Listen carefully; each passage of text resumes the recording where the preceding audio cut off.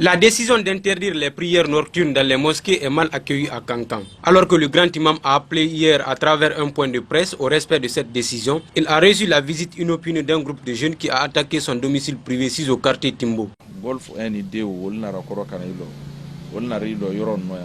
C'est à 2 h du matin qu'ils sont venus. Lorsqu'on les a vus, on a appelé les autorités afin d'envoyer les renforts. Dès qu'ils ont vu les forces de sécurité, ils se sont mis à jeter les cailloux avec de grosses injures. Ils ont terrorisé des barricades et brûlé des pneus. Déjà, certains manifestants sont identifiés et d'autres mis aux arrêts selon nos informations.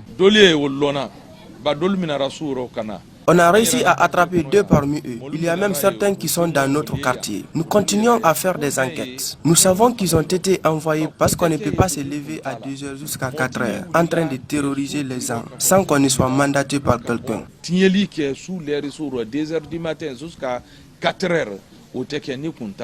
Le domicile de Mbemba Madifin Kaba, patriarche de Kankan, a aussi été attaqué. L'autorité morale s'est dit surprise de cette attaque. Ils sont venus jeter des pierres chez moi ici, mais je leur ai fait quoi? Je n'ai jamais dit de ne pas prier la nuit. Ce sont les autorités qui ont fait l'interdiction. Cette décision est due à la propagation du coronavirus. On ne sait pas pourquoi cette attaque contre mon domicile et celui du premier imam. Ils savent pourtant où se trouve le gouverneur, le préfet et le maire. Il y a préfet là, il y a préfecture là, il y a gouverneur là, il y a maire là. Dans la matinée de ce mercredi, une vive tension a éclaté entre les partisans et les opposants de la prière nocturne collective.